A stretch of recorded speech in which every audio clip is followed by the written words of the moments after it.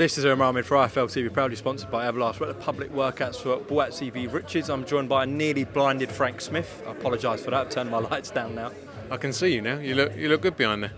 You look good in front of me. Must be the light. It was looking better with the lights brighter. What was that? Turn it back up then. You'll be blinded though. A huge card this Saturday, live at the O2 for Whittaker v Richards. Love a all-London clash as well. What are we expecting from this one, Frank? Yeah, it's great main event, Whittaker against Richards. You know, we've been trying to make it happen now for a while, and I'm glad we got it over the line.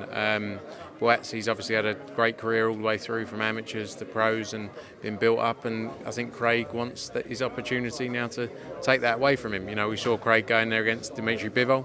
That performance now maybe looks a bit better after his performance against Canelo, and very excited for it. Great event, great fight, and glad we could deliver it for both of them. I know we promote both guys, but it's a really good fight, and you know, win, lose or draw, whatever happens here, there's big opportunities for both guys beyond it. Do you think if this was made a couple of years before Whittaker, I think Craig won't mind me saying this, would have been heavy favourite going into that, but now as we see Whittaker in some tough fights against Kalic especially, and the Bolotniks fight, and Craig Richards, as you said, that performance which looked excellent now against Dimitri Bivol, and has beaten everyone that he was an underdog against in terms of your Jake Paul's stunning performance with that one. You just said Jake Paul. Well, when did he fight Jake Paul? All your stable apparently are online for him. So yeah. No, Jake Paul though. Jake Paul, but we could see a Matchroom fighter v Jake Paul one day. Who knows? But I just spoke to him. He's saying sign the contract. Chev's up for it. We'll make that happen. Although Chev might knock him out within a few seconds, so we might have to go easy on him. But the point I was making, Richards, after some good wins and a good performance against Dimitri Bivol, and Whittaker in some tougher fights, this is a much more even fight on paper. Yeah, I think it's a very even fight. You know, if we would have done it a couple of years ago, it probably would have been too early as well. You know, that this fight has grown into a big fight, and you know, Whittaker, as you say, had a tough fight against Kalic, but looked really good against Bolotniks in that fight at Fight Camp. I think it's the best time this fight could happen, and whoever, you know, like I say, whoever wins from here goes on to some big nights. You know, he's got other British, you know, all British fights with the likes of Anthony Yard as well, could be interesting down the road. So lots to look forward to in the division. Frank, I know it's difficult because it depends how the loser loses, but where does the loser go from here? I still think there's good fight. You know, here's a fight where both guys are taking a risk ultimately. You know, and maybe sometimes fighters don't want to do that. You know, they want the easier fights, but both guys are going in there, and you know, I think there's still many opportunities for the loser who comes out of here. You know, and you know, I think Craig's obviously been there through the loss. Josh hasn't had that feeling. I think, you know, it's always tough that first loss. So, you know, maybe harder for one than the other, but I think both guys are going in there fully focused for the win, and you know, as I say, some big opportunities beyond it. It's clear where the winner's going. Of course, I will ask you, that leads me on to the situation with Canelo Alvarez and Dimitri Bivol. I think Eddie's gone on record and said he would personally like to see Canelo Alvarez go against Gennady Golovkin next time. Of course, Canelo will make that decision, but yeah, from a fan point of view, what would you like to see next in terms of Canelo? Yeah, I think I'd love to see the Golovkin fight. Obviously, I think that's a massive fight. I think there's no reason we can't build back to the Bivol fight again in time. You know, Bivol's obviously got lots of options as well, whether he goes in to fight the winner of the PayPerView against Joe Smith fight. He's obviously beaten Joe Smith once, but you know, it was an interesting fight, that one. So he's got that. You know, there's lots of other opportunities. You got like Callum Smith at 175 now as well. Is interesting. You got Anthony Yard, who I mentioned there. I think he's mandatory for one of the belts. Yeah, but he's WBO number one. WBO number one, so I'm sure will be mandatory. There's lots of big fights out there to be made. Yeah, but on the Canelo front, I do still think the Golovkin fight is more interesting now than maybe people would have thought before. You know, I thought Golovkin went in there in Japan. He got although it was harder than many people thought, he got a good win. And he always, you know, he's so tough. He's so tough, Gennady Golovkin, and I think it's going to be a great fight. You know, let's see if we can make that happen. Obviously, the aim is September originally for that, so let's see on that front. And you know, I think Bivol's got lots of options, and ultimately, it would be great to do that rematch. You know, maybe in next May. So let's see how things play out. That fight with Canelo and Bivol was your first pay-per-view in the States, so any indication from DAZN how that performed yet, Frank? Yeah, it was a real success for them. You know, really good, and it's great because ultimately, the success of broadcasters, not just DAZN, but any broadcaster in boxing, is good for the sport. It means more interest, more funding, and it's good to see. So yeah, real success. We had a great success with Casey Taylor the previous week as well. So they're in a really, really good place, and lots to look forward to, not just in the UK, US, but internationally as well. We know obviously DAZN released the figures for Taylor Serrano, 1.5 globally million for that one. Do you think they'll release the pay-per-view numbers for Canelo Bivol? I don't think so. I think I don't know. I can't speak on their behalf. They don't often release a lot of numbers. They've done it a couple of times with shows. And I think Joshua Ruiz they did it with, and then Taylor Serrano. But they're very happy. Everyone's very happy with how it performed, and especially for their first pay-per-view. There was a lot of work that went into it from a technical standpoint as well to make sure the platform stood up to it, and it did, and it worked really well. And I think the one thing to note about DAZN is they have probably got one of the biggest bases of core boxing fans. I'm not saying there's not bigger audiences in other broadcasters, other platforms in terms of sport, but in terms of boxing themselves, I think DAZN are up there arguably with one of the biggest, direct access to either current subscribers, previous subscribers, people across their social. So we're in a great place. In terms of going back to Taylor Serrano and then following up with Canelo Bivol, would you say that was your strongest period in the US? Yeah, we've had some great shows over the years, but that was definitely in terms of exposure as well. The talk that was around Taylor Serrano after that in MSG, and then the Canelo fight, because of the result as well.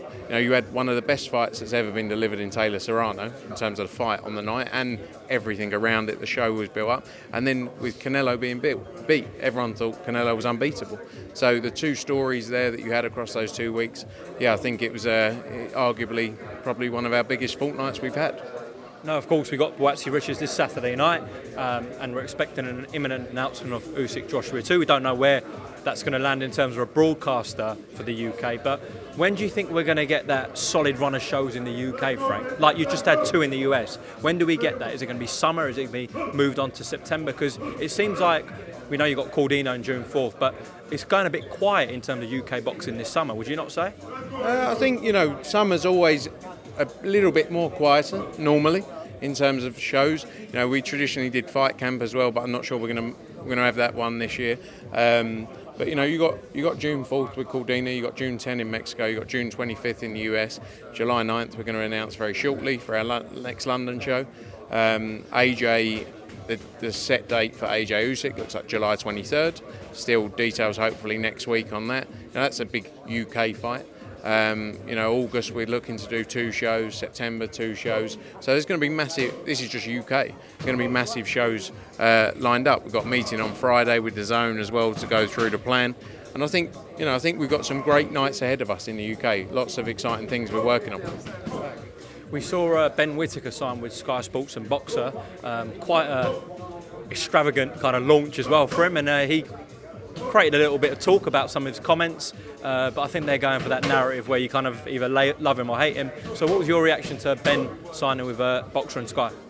Well, congrats to them. Ben Whittaker, obviously we were interested in working with Ben Whittaker.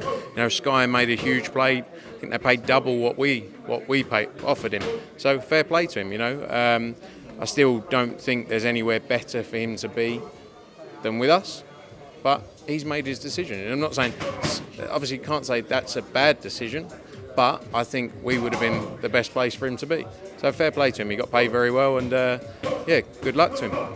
In terms of recent times, you've had a lot of success in terms of getting the Olympians. I know you got Galal Yafai this time, but I think 5 of them, majority of them, have gone to Boxer and Sky. Is that a bit of a concern, Frank, being honest, or not? Not really. I mean, they've heavily overpaid is the wrong way to say it, because ultimately they're paying what they set a value as. But in terms of what we were willing to pay, it didn't necessarily make sense.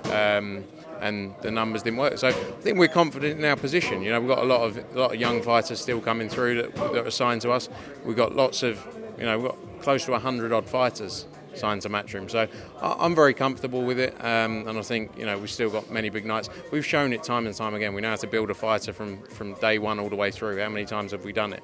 The biggest one being Anthony Joshua. See what he's done. So I think sometimes fighters may have a short-term mentality in terms of what's there in front of them, and sometimes a longer-term view, and that's one that a lot of our fighters have had, where they've looked at it, and maybe we're not always the best financial deal on day one, but we can build you into a star, we believe, and also make sure you get what you deserve when you get to that point as well. Okay, a couple of more things just away from Matchroom. The WBC put out that they're going to give Tyson Fury more time to decide what he wants to do in terms of retiring and potentially relinquishing that WBC belt. So your reaction to that? I think that's fair enough. He hasn't got a mandatory set, has he? He hasn't got. So it's not like there's an instant rush for him to try and negotiate what if he had a mandatory fight. So I think it's fair enough for him. I think that if AJ beats Usyk, Tyson Fury doesn't retire, and if Usyk beats AJ, Tyson Fury retires. You're so different to Eddie, you know that. Right. I feel like if I asked him that question, he'd be much bolder. You're much more diplomatic. I'm not saying neither's good or bad. I'm just very different. I mean, it's the same company, but yeah, you got your own views, which is a good thing. We're two different people. I don't know. Really? I don't know if you know that. He's 6'7", ripped to shreds, and I'm 5'11" and fat. No, but we're different people completely like that, but that's what makes us work. I have to be a bit more diplomatic, I think, and he can go and say what he wants to say. And we also have different relationships with people, so he can say things, I can still have conversation. It's good to have that balance, I think, between the two, in my opinion. Last one, Amir Khan, who obviously has worked with Matchroom for a brief time in his career, has announced his retirement. So yeah, your thoughts on that? And of course, Kell Brook did the same about a week ago. Yeah, look, we had a great relationship with Amir Khan and Kell Brook when they were with us. It was always a pleasure working with them, and fair play to them. I think they made the right decision and at the right time. You see so many fighters who go on that little bit too long, and I think they've made the right call. I was more surprised with Kell than Amir, although I wouldn't have argued if Amir kept on fighting, because I thought that's his job, and if he wants to keep doing it, no one's stopping you from going to work, me from going to work. I know it's a different sport, but he still could have interesting fights. But yeah, Kell, I was surprised because he'd just come off arguably his biggest win ever of his career. But maybe that was enough for him. Maybe that's all he wanted to fulfil.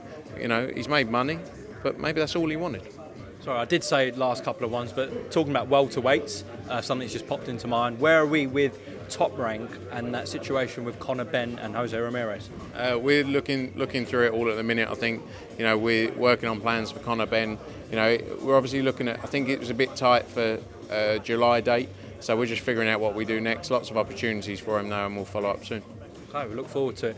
Buatsi Richards live on DAZN this Saturday night, live at the O2. We look forward to it. Frank Smith, thank you very much for talking to IFL TV. Don't be so harsh on your weight.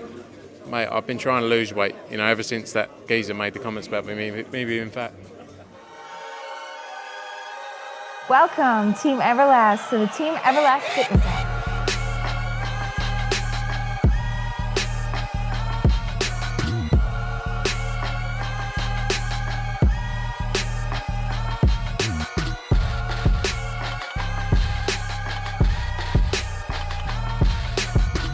Download the Everlast Fitness app and find your greatness within.